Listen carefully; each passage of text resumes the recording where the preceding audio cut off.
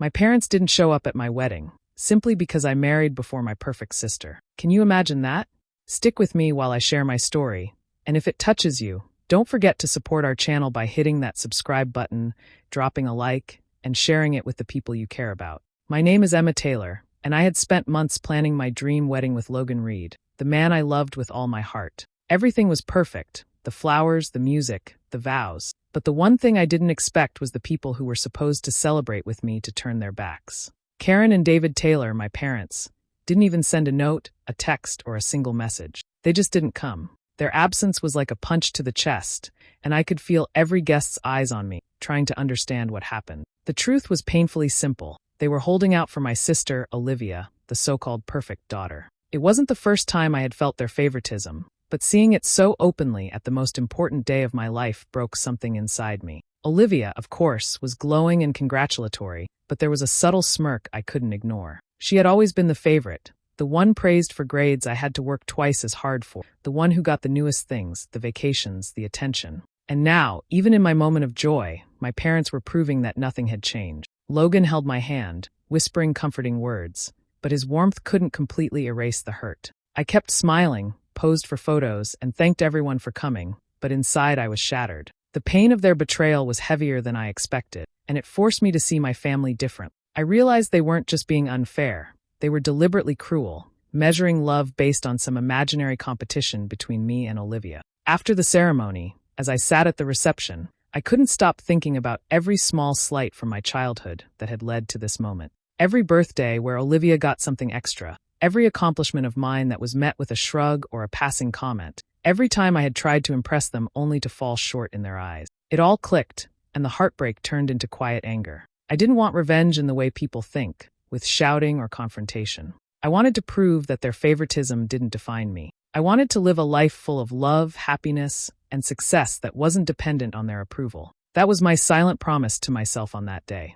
Even now, I remember the sting of seeing the empty seats at my wedding table. It was humiliating in front of friends and extended family, but it also became a turning point. I decided I wouldn't allow their actions to control my self-worth anymore. Logan and I left the reception early, hand in hand, hearts heavy but determined to build our life without letting their absence dictate our happiness. That day taught me something crucial. The people who claim to love you may sometimes fail you, but the life you create, the joy you find, and the love you give yourself are entirely your own. Their betrayal was a wound, but it became the spark for my strength, my independence, and the life I truly deserved. Growing up, I always knew I was living in the shadow of my sister.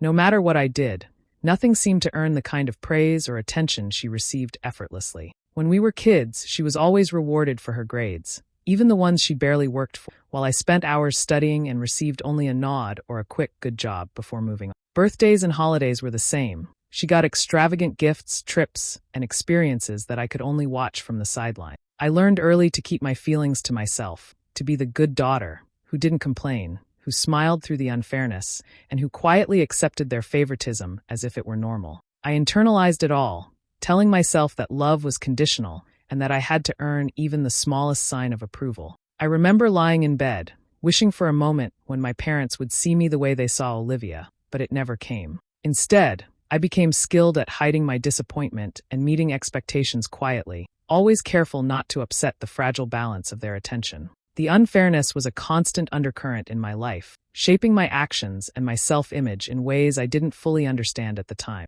Even as an adult, nothing changed. Seeing their behavior at my wedding was a shocking confirmation that their favoritism wasn't just a quirk of childhood. It was a defining pattern of how they valued people. I felt a mix of hurt and simmering anger, realizing that I had spent years suppressing my own needs to accommodate their biases. Every memory of my sacrifices, every effort I had made to be good enough, now carried the weight of wasted hope and overlooked accomplishment. The resentment I had buried for years surged to the surface, sharp and undeniable, reminding me that their love had never been unconditional. It was in that moment, reflecting on years of imbalance, that I made a quiet promise to myself. I would no longer let their favoritism dictate my self-worth or happiness. I resolved to step out of the shadow, to reclaim the respect and recognition I had been denied for so long. No grand gestures were necessary, just a steadfast determination to live fully, to achieve success on my own terms, and to let my life be proof that their judgment had no power over me. That quiet, burning resolve became the foundation of my strength,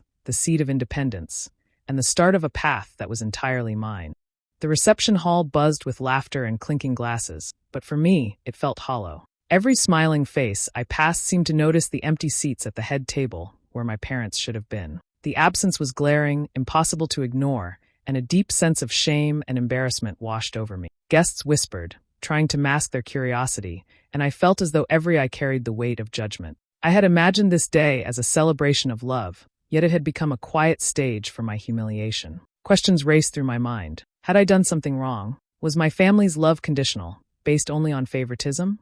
I struggled to reconcile the joy I felt with Logan with the hollow ache inside, a strange mixture of sorrow and disbelief. My heart ached not for missing gifts or attention, but for the absence of acknowledgement, for the silent message that my happiness meant less because it came before Olivia's. I tried to smile, to move gracefully through greetings and conversations, but the emptiness lingered, pressing on my chest with every interaction. Logan, sensing my distress, squeezed my hand and whispered words that grounded me. His presence reminded me that love could exist outside the expectations of family. For the first time in hours, I felt a flicker of calm and strength. In that moment, I silently promised myself that their choices would no longer control my emotions or dictate my sense of worth. I would carry my dignity forward, unshaken by their approval or lack thereof. Amid the festivities, Olivia approached with a congratulatory smile that didn't reach her eyes. There was a subtle, knowing tilt to her expression, a hint that she relished the attention and validation she continued to receive from our parents. Her presence, once comforting as a sister, now carried an edge of rivalry I could no longer ignore. The contrast between her smug composure and my inner turmoil reinforced the realization that I needed to draw boundaries and reclaim control over my own happiness. That night, surrounded by friends and family, I recognized that the strength I sought would not come from others, but from the resolve I nurtured within myself. I couldn't hold back any longer and dialed my parents' number, my fingers trembling as I waited for them to answer. When they finally picked up, I poured out everything I felt. The hurt, the disappointment, the humiliation of seeing them absent at one of the most important days of my life. Instead of understanding, they brushed it off casually, almost as if I were overreacting. "We just wanted Olivia to go first," my mother said, her tone flat, like it was perfectly reasonable. My father didn't speak much, only nodding along silently, giving no acknowledgement of the pain they had caused. I was stunned, my voice catching in my throat as I struggled to process their words. How could they be so unapologetic, so indifferent to the emotions of their own child? It hit me with a sharp clarity that this wasn't a mistake, an oversight, or a misunderstanding. It was intentional. They had chosen, deliberately, to elevate Olivia above me, even at the cost of my happiness. The shock gave way to a surge of anger, raw and unfiltered, boiling under the surface as I tried to keep my voice steady. In that moment, I realized that confrontation alone wouldn't heal the wound. The betrayal was deeper than I had imagined, woven into years of favoritism and disregard. I didn't want revenge in a violent or vengeful way, but I felt a compelling need to assert myself, to reclaim the power and respect they had refused me for so long. The fire inside me began to take shape as plans for quiet, deliberate steps forward. I would prove, through my life, my achievements, and my confidence, that I was more than their biased approval. As I hung up the phone, I felt a strange mixture of hurt and determination. Their dismissal had crystallized something I had already suspected, that they prioritized image and favoritism over true love. But it also ignited a resolve within me. I began thinking of ways to assert my independence, to show them that their choices could not define my value. Every success, every confident decision, every step I took from that moment onward became part of a subtle, calculated plan, to rise above their narrow judgment and thrive on my own terms. That day marked the first moment I understood the quiet power of reclaiming my life and turning their betrayal into my motivation. After the wedding ordeal, I decided to redirect all my energy into building a life that was entirely my own. I immersed myself in my work at a marketing firm in Chicago, taking on projects with determination and precision. My dedication didn't go unnoticed, and soon I earned a promotion that not only recognized my skills, but also boosted my confidence. Logan stood by me through every long night and challenging meeting, offering encouragement and reminding me that my worth wasn't tied to anyone's approval, but my own efforts. As I focused on my career, I noticed subtle changes within myself. I became more self-assured, learned to trust my instincts, and built a network of colleagues and mentors who valued my ideas. The financial independence I gained added another layer of freedom, allowing me to make decisions without relying on anyone else's consent. Each small success reinforced the sense that I was capable of creating a fulfilling life, even without my parents' support or recognition. Meanwhile, Olivia's life, which had always appeared flawless in our parents' eyes, began to show cracks. She struggled quietly with her own career challenges, missed opportunities, and strained relationships, though she continued to maintain the polished image my parents adored. Watching her silently stumble, I felt a mix of empathy and vindication, recognizing that perfection in their eyes was often a facade rather than reality. Their unwavering favoritism hadn't guaranteed her happiness or stability. These observations strengthened my resolve. I realized that my accomplishments, confidence, and independence could serve as proof that their biased treatment was misguided. I didn't need to confront them directly. Instead, my life itself would demonstrate that their judgment had no bearing on my potential. Every promotion, every personal milestone, and every decision I made became part of a subtle, intentional path to show them, and myself, that I could thrive despite their favoritism. The quiet satisfaction of knowing I was building a meaningful, successful life fueled my determination to continue rising, step by step, toward a future defined by my own choices and achievement. Over time, I realized that the most powerful way to respond to my parents' favoritism was not through confrontation, but by living in a way that left no room for doubt about my success. Whenever I saw them or ran into Olivia, I made sure my confidence and contentment were evident in every word and gesture. I laughed freely, spoke about my accomplishments with ease, and carried myself with a calm self-assurance that drew attention without arrogance. It wasn't about showing off. It was about quietly demonstrating that my life was full and meaningful, independent of their validation. Despite my subtle displays, my parents continued to focus on Olivia, praising her as though she were flawless. Their selective attention only strengthened my determination. I began to highlight, in casual conversations, aspects of my life that revealed depth, intelligence, and resilience, things that weren't part of Olivia's polished but fragile image. I would recount challenging projects at work, small victories that required grit, and experiences that had shaped me, planting seeds of doubt about the supposed perfection they had always admired in my sister. This approach was not without its challenges. I often caught myself grappling with conflicting emotions, anger at their unfairness, sadness over the years I had silently endured, and a quiet longing for the recognition that had always been withheld. Confronting these feelings became part of the process. Instead of letting them consume me, I learned to channel them into clarity and focus, turning emotional turbulence into motivation. Each moment of reflection deepened my understanding of myself and strengthened my resolve to thrive on my own terms. Through this careful strategy, I began to feel a new sense of empowerment. I wasn't acting out of spite, but out of a desire to live authentically, to embrace the life I had built, and to reveal quietly but unmistakably that I was more than their biased judgment. My growth became both an assertion of independence and a subtle psychological response, an unspoken message that happiness, competence, and fulfillment weren't determined by favoritism. In balancing my emotions and actions, I discovered a strength I hadn't fully realized before, a confidence rooted in self-respect, and the quiet satisfaction of knowing that I was in control of my own story. The holiday gathering arrived, and I could tell my parents had invited me more out of obligation than genuine interest. The table was set beautifully, and the room was filled with familiar faces, yet the focus remained firmly on Olivia, just as it always had been. I entered quietly, greeting everyone with warmth, but I was determined not to fade into the background. This time I had a plan. I would let my presence speak for itself, demonstrating the life I had built and the confidence I had gained. As conversations unfolded, I shared stories of my work, exciting projects, and recent travels, speaking with ease and pride. I didn't boast or seek attention aggressively, but I ensured my words highlighted my accomplishments and independence. Slowly, the tone of the room began to shift. Friends and relatives responded with admiration and curiosity, and I could sense the subtle change in my parents' demeanor. For the first time in years, there was a trace of discomfort in their expressions, a flicker of awareness that perhaps their treatment of me had been unfair. Olivia, sitting nearby, noticed the shift immediately. Her usual self-assured smile faltered slightly, and there was a tension in the way she spoke, a sharpness in her attempts to interject or redirect attention back to herself. I could sense her unease, a quiet jealousy that had never been apparent before. It was a small, almost imperceptible victory, but it felt significant. The balance of attention was no longer completely in her favor, and for the first time, I felt that my presence and achievements demanded acknowledgement, even if subtly. The experience was a turning point. While my parents still struggled to shift their habitual favoritism, they couldn't ignore the growing respect others showed me. Their smiles seemed forced, and occasional glances betrayed fleeting guilt and embarrassment. It was not about humiliating anyone, but about asserting my place at the table and in their perception. That night reinforced the idea that confidence and accomplishment could speak louder than words or arguments.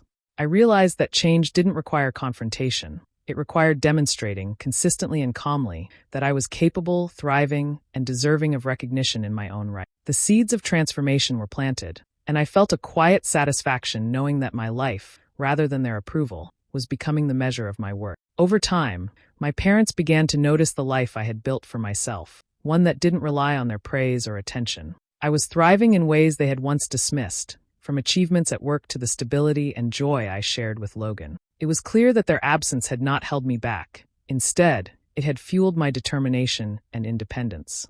Witnessing this success seemed to catch them off guard, and I could sense a mixture of astonishment and discomfort in their reactions whenever we crossed paths. As they observed me, cracks in their perception of perfection started to appear. Olivia, once flawless in their eyes, began to show the struggles she had always hidden, the challenges in her career, the frustrations in her relationships, and the vulnerability that contradicted the image my parents had clung to for years. Slowly, I could see them wrestling with feelings of guilt and shame, realizing that their favoritism had not only hurt me, but also set unrealistic expectations for my sister. It was a subtle shift, quiet but undeniable, and I recognized it without needing to point it out. I chose to respond with calm dignity. There was no need to confront them aggressively or demand recognition. Every day, my confidence, success, and contentment served as a silent testament to the life I had carved out on my own. My happiness was tangible, and it spoke louder than any argument or reproach could. I felt a deep satisfaction in knowing that my achievements and composure were the clearest proof that I didn't require their validation to be whole. Eventually, my parents approached me, attempting reconciliation, offering apologies and explanations for their past behavior. I listened carefully, acknowledging their words without letting old wounds dictate my response. I remained cautious, measured, and protective of my boundaries, aware that trust had to be rebuilt slowly, if at all. The tables had shifted.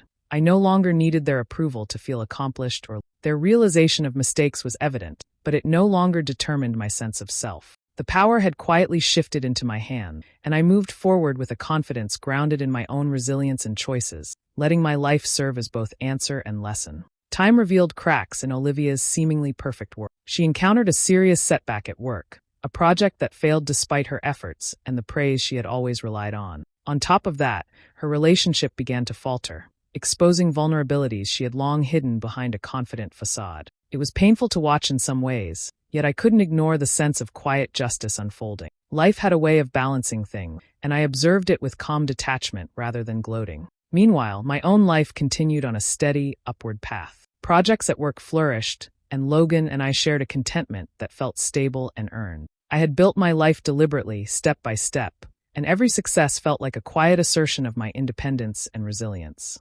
Watching Olivia struggle, while I remained grounded, reinforced the contrast between paths chosen by self-awareness and those left dependent on approval and favoritism. I noticed my parents' expressions subtly shift. Their carefully constructed admiration for Olivia wavered, replaced by unease and the faintest traces of guilt. They began to grasp that their favoritism had not guaranteed her happiness or accomplishment. There was no dramatic confrontation, no heated argument. Instead, the truth was reflected in small moments, in glances and pauses, in the recognition that perfection was an illusion. For me, the satisfaction was understated but profound. I didn't need to take action or seek revenge actively. Simply living fully, thriving without their constant attention or validation, allowed the natural consequences of their choices to become evident. The lesson crystallized: revenge doesn't require aggression or spectacle. Subtle dignity, quiet perseverance, and consistent self-respect can communicate more powerfully than any words or dramatic gestures. In witnessing life unfold,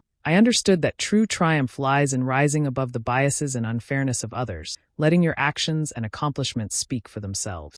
Over the years, I came to a clear understanding. My worth was never tied to my parents' approval. Through effort, perseverance, and self-belief, I had shaped an identity that was entirely my own. Every choice I made, every milestone I reached, and every moment of happiness I experienced was proof that I no longer needed their validation to feel complete. I had grown into someone confident, independent, and resilient, someone who defined success and fulfillment on my own terms. Logan and I began making plans for our future, imagining a life full of shared dreams, travel, and meaningful experience. There was a genuine joy in our conversations, a sense of freedom in knowing we could create a path unshaped by judgment or favoritism. Each step forward reinforced the life I had fought to claim, a life rooted in authenticity and mutual respect, where happiness was earned, not granted. Eventually, my parents approached me, offering apologies and asking for forgiveness. I listened patiently, weighing their words carefully, aware that past actions had consequences. I chose to respond with calm composure, setting clear boundaries to protect myself and my marriage. I acknowledged their attempts but made it clear that rebuilding trust would take time, if it happened at all. This measured response reflected the lessons I had learned. Respect for oneself must come before seeking it from others, and forgiveness does not require erasing the past. Looking back, I recognize that this journey was more than overcoming favoritism or betrayal. It was about discovering strength, self-respect, and the power of silent resilience. My parents' mistakes no longer had the power to define me, and Olivia's struggles no longer affected my confidence. The story of my life became a testament to the impact of living authentically, achieving quietly, and asserting dignity without confrontation. For anyone listening, this is a reminder that true victory often comes not from retaliation but from rising above adversity, embracing independence, and letting your actions speak louder than words. Do you think I was right to stand my ground and set boundaries with my parents, or should I have forgiven them sooner? I'd love to hear your thoughts in the comments. Don't forget to subscribe for more stories like this.